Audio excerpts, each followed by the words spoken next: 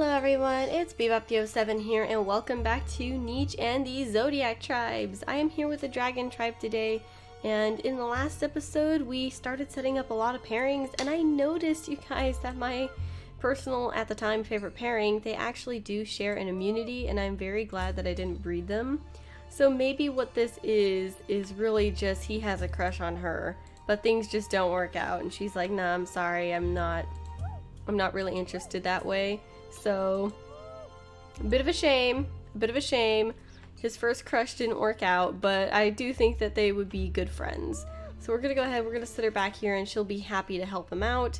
We do have a couple of other pairings whose immunities are actually compatible, like Luna and Yam. I'm really excited about those two because I think they're just, these two are the most content. Whereas over here, I think Ghost, you're not Ghost, this is Ghost. Elijah and Luca are starting to get along. She came over to sympathize and she just feels bad because she knows they lost a loved one.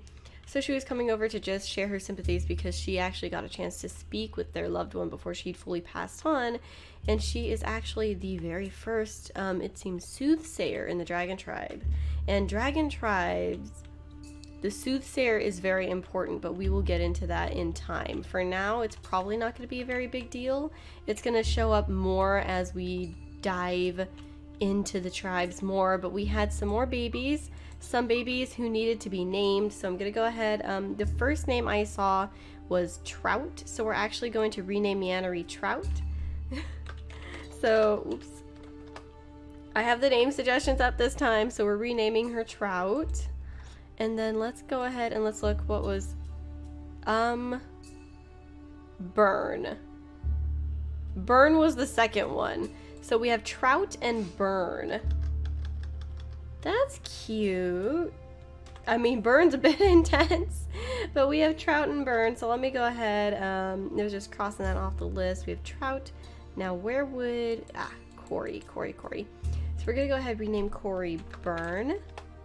And now we have some lovely new babies.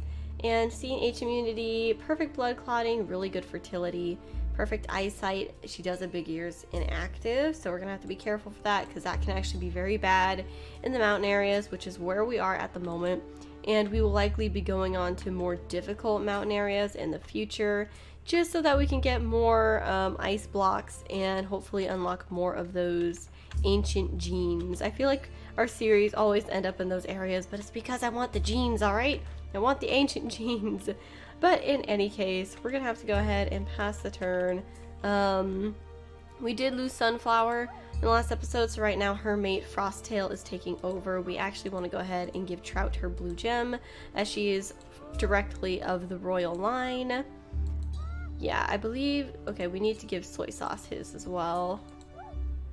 Cupid or Cupid. I'm sorry, I'll stop saying that. But it does look like Cupid has been busy because we've got quite a few romances starting over here, and I wonder, yeah, we're gonna have to, I wonder if I mean, Solaris has C and I immunity. A and B, he could be a good possible mate for Wrangle. Dot's a little bit old. Yeah, Solaris is still kind of young. Thing is, well, Solaris wanders around a lot. He's a hunter, and she's very much a protector. She's determined to protect her family at all costs, and she really doesn't like how dark this is, so she might like head over this way in the next turn to make sure that we take care of that. But yeah, so that's what happened in the last episode. And for those of you who may have been worried, don't worry, while I was editing the previous one, I caught it, I realized it. I'm so glad I didn't have them breed.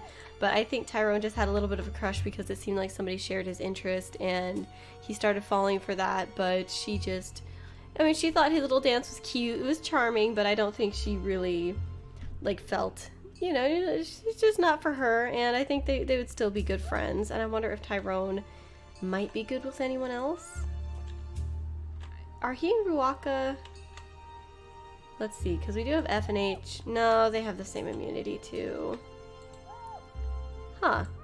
Maybe Ruaka and Ghost? Oh no.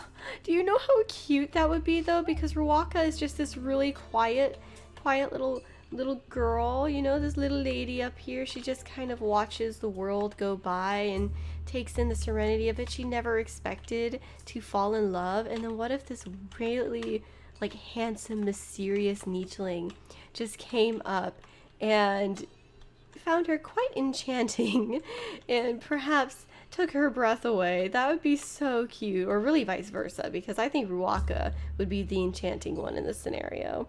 But let's go ahead and let's actually pass the turn. I've just been theorizing, and we've got some bunnies to catch, some food to get. I see a bird. That bird can just fudge right off. How about you go away, birdie? We need wings in this tribe. We're dragons. We need wings to take down those evil freaking birdos. But we're gonna go ahead, go after this. So many bunnies. The baby is protected. I don't know what you're doing. I don't know what you think you're doing, but the baby is protected. I don't like that he's hovering right over. The baby's protected. I really don't know why you're acting like you can even be over here. I can't even smack him. I can't even smack him. That is so annoying. How much strength? You only have 1. Okay. Very much frustrated with this. I don't like him hovering. Ooh. So Solaris is slowly making his way down to where Wrangle is. This bird is just gonna keep hovering. We're gonna keep you here. Somebody made a... What was that noise? Something went into the water somewhere. It is gonna snow soon, so I definitely want to have our nichelings as, like, just keeping things from getting ridiculous. Good thing nobody's over here by this leech, because that would not be good whatsoever. Let's go ahead and have Wrangle gather this up. We'll sit Tyrone here. I think these two are kind of teaming up right now, and they're helping each other out. They're getting to know each other, talking about the weather and stuff, and I think that she would find Luna to be quite adorable. We're gonna go ahead and kick the tree. We only got 1 acorn from that, but we can go ahead and grab up the berries. And perhaps let's see about their genetics. So the thing is, Yam kind of... I think she would maybe start kind of staking this little section as her own territory in the dragon tribe. Like, this is her real estate. This is her house right here. Hers and Luna's. And so I think she's going to start kind of setting it up that way. Maybe she'll start being a little territorial of these berry bushes and this tree, particularly these two, especially of Luna, and just be like, what you want with them? What you want? This is my area, my treasures. But we're going to go ahead and look at her genetics really quick. She has AMB immunity. She doesn't have the best fertility. Just for that, we're going to test. Yeah, so we're probably going to want to start really trying to have them breed, because she does not have good fertility. I don't believe I can put the highest fertility in her genetics, but we could at least try to get it up there a little bit to normal fertility. And he has really good fertility. So I don't know, maybe I shouldn't have done that, but he also has bland eyes. Yeah, that's how you talk. But no, he's blind eyes recessive. And we can go ahead and set up hers. I mean, she does have saber-tooth fangs. That would be cool to keep around. I do like the saber-tooth fangs, so we're going to go ahead and put that in her recessives as well. And I'm not quite sure what else we want from these guys. I do think we want to keep the... I mean, they both have fluffy tail, or medium tail. We're going to go put medium tail. We're going to try to get these two breeding and see if they can't have a kidlet. But I do believe that Ghost is going to be chasing after... How convenient! A root right here! I think while he's chasing roots, he and Ruaka are going to come across each other, and she's going to be very startled by this quite handsome nicheling. And maybe they'll start getting to know each other, you know, maybe they'll start getting to know each other. But, where are we? We have everyone over here. I don't really know what to have everybody do, but I don't want soy sauce on his own. There is a bunny. This baby's protected. Let's try to keep these two together. She doesn't have enough strength to smack this guy down. Neither does he. I don't think that bunny's gonna get any closer, so why don't we go ahead and try to dig up some roots. Oh! And then, there we go. They actually, use their teamwork, they use their skills, and they work together to take down a bunny. Now that's really cute. This like brother-sister duo of trout and soy sauce. Oh my gosh. Of course the siblings named after food would be close. But they went ahead and they hunted together. They took down a bunny. They probably feel very proud of themselves, show off to their dad, Frosttail, who actually has no strength, so I imagine he'd be pretty impressed. Solaris would probably think it's kind of cute, like, aw, well, good job, you contributed. But, I don't know where to put Ruaka. I mean...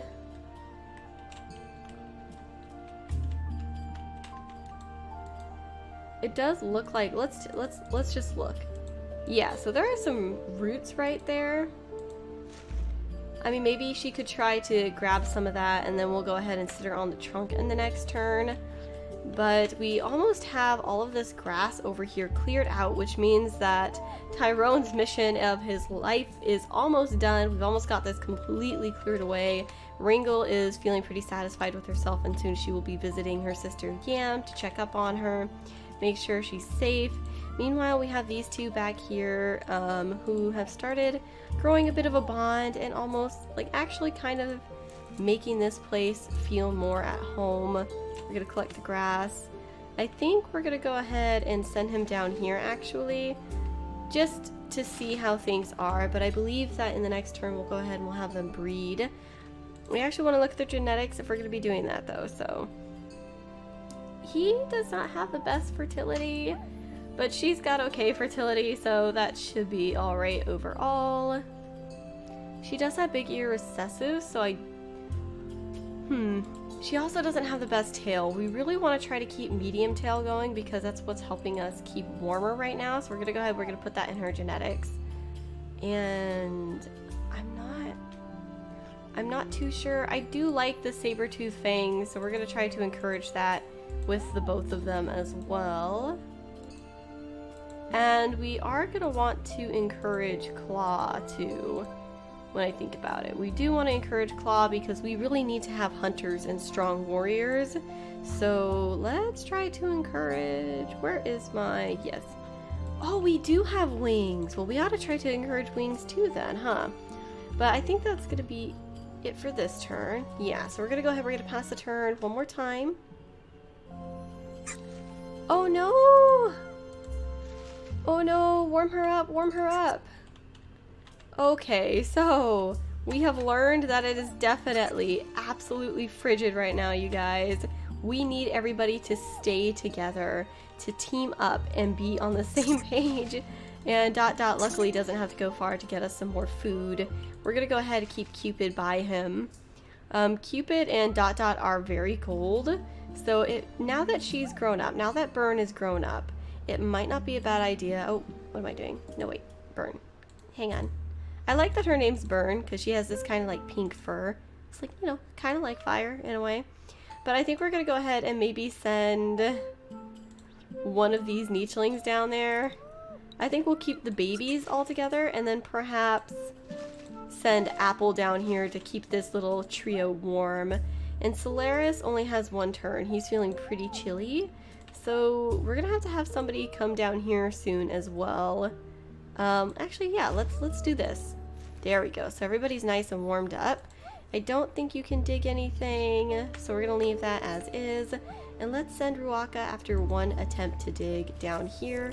There is a bunny, but right now neither of them really care much about the bunnies, so they're actually going to ignore it because both of them are much more focused on getting rid of all of the grass because it hinders their view, and it's just what he has to do in his life. That's his mission.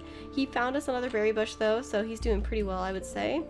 But Ghost right now is currently admiring the very elegant Ruaka. She stands gazing serenely out in the distance, keeping an eye for predators, for rogue nichlings, and so on. And I do believe he might start finding himself to be quite smitten by this very, very lovely lady.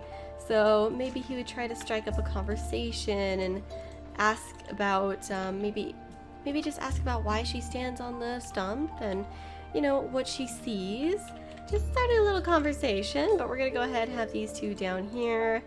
Shake the tree, get another acorn, get some more food, and then we're gonna have them try and breed, and we were successful. So in the next episode, you guys, Yam will have her first kiddo. I almost said daughter. Imagine if it is a girl though. If it's a girl, I feel like I deserve points for good guessing skills. But since that happened, we're actually gonna go ahead and have Luca and Elijah breed as well so that they can set down a nest, because she got very cold and it might as well start their family. We have the genetics set up, so you know, why not? But she'll go ahead, she'll sit here, and she does actually have some damage done. I didn't realize this, but you know what? Maybe let's save it. Let's save that healing fruit. But in any case, I hope you guys enjoyed this episode. I want to thank you all for watching, but I gotta be bopping out of here, and I will see you in the next one. Goodbye.